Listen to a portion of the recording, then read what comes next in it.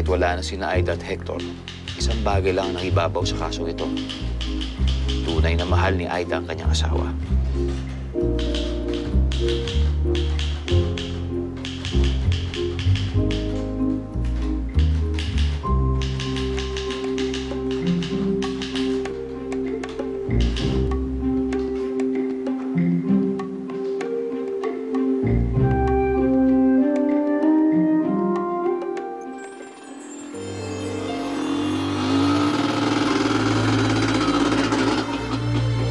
Dahil ang tunay na pag-ibig, handang hamakin ang lahat. Mapabuti lang ang taong minamahal.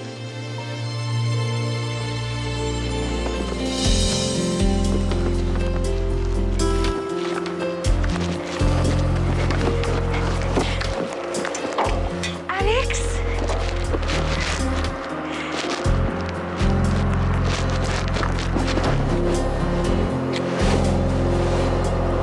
Sa'yo? Thank you. Kamusta ka? Feeling so much better now. Ngayon na boyfriend kita. Parang naman ngayon ka lang nagka-boyfriend. Ngayon lang talaga. Because now it's for real. I love you more than life, Alex. I love you too. At ngayon na simula na, marami na kayo magsasamahan. Can't wait. Come on, let's go inside. Kain tayo. Okay. Nag-bake ako ng cookies. Diba? Yeah?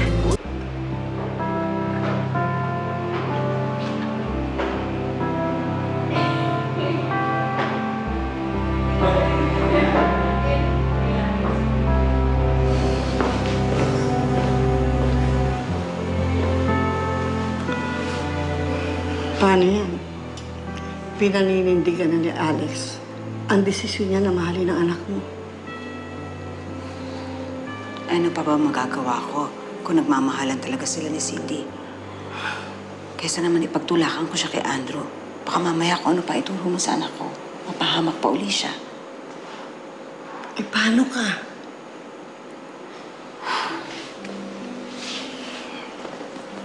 Ano pa ba ang dapat kong intindihin sa sarili ko? Tama si Alex. Baka naging maramot ako sa anak ko. Gusto kong lumigaya si Cindy. Thanks for the lovely night, heart. So paano, pag-alis ko, tulog ka na, pahinga ka na. Pero bago na siyempre, inumin mo yung mga gamot na binigyan ng doktor, di ba?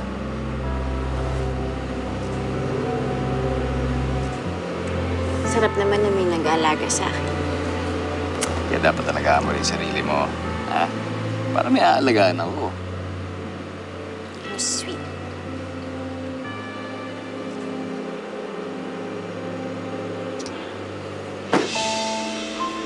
Ano to? Andrew, Since are you out of your mind? Ha? Kagabi lang you're complaining about this guy tapos ngayon nakipagalikan ka na sa kanya? Andrew. Wait, Hindi. okay? Sinaktan ka ng gagong yan eh! Si Raulo ka pala eh. Ikaw itong nagpahamak sa kanya eh. Huwag ko tatawagin si Raulo ha! Ano ba, Andrew? Pwede ba, can you just let me explain? Anong problema mo? Okay naman tayo kagabi ah.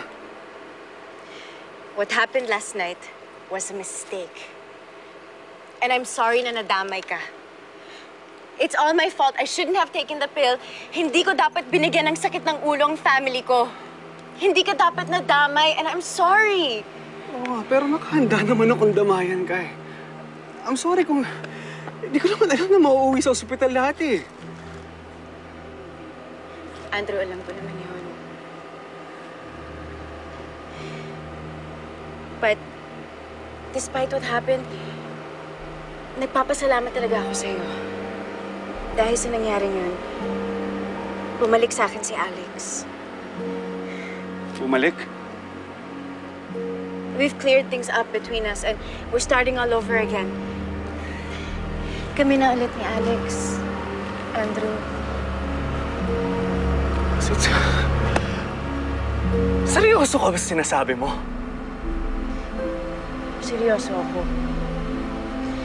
Dahil mahal ko si Alex.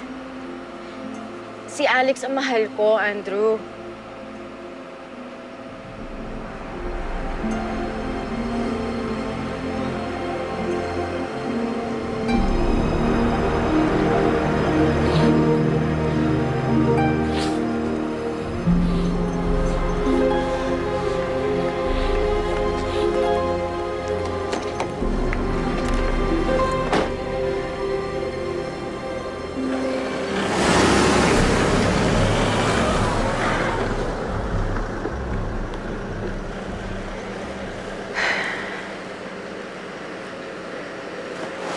Ka? Okay lang.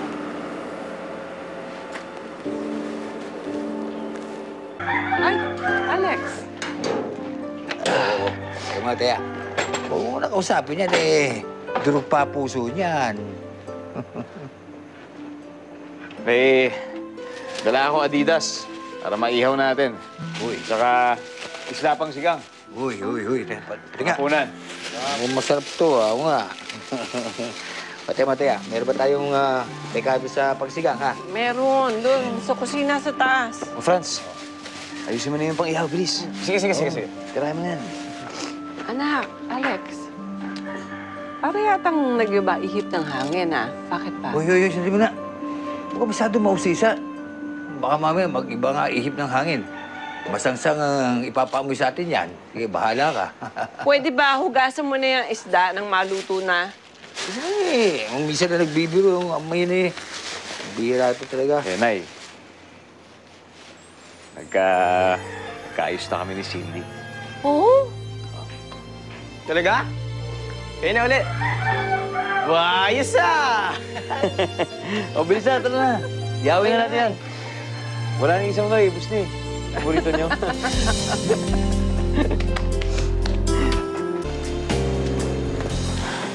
Mommy, are you okay? Of course, I'm okay. Bakit naman hindi ako magiging okay? Masaya ka na uli, anak. Thanks to you and Dad for your stamp of approval sa relationship namin ni Alex. I mean, you do approve of him, right, Mom? Oo naman. Basta kung saan ka masaya, anak. I think magiging masaya ako with him forever.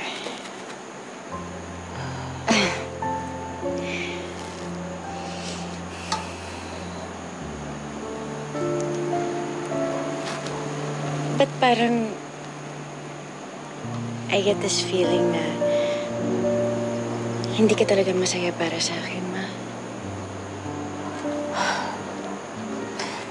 Siyempre, happy ako for you. Sino ba namang ina ang hindi magiging masaya para sa anak niya? Gagawin ko ang lahat, Cindy, even if it means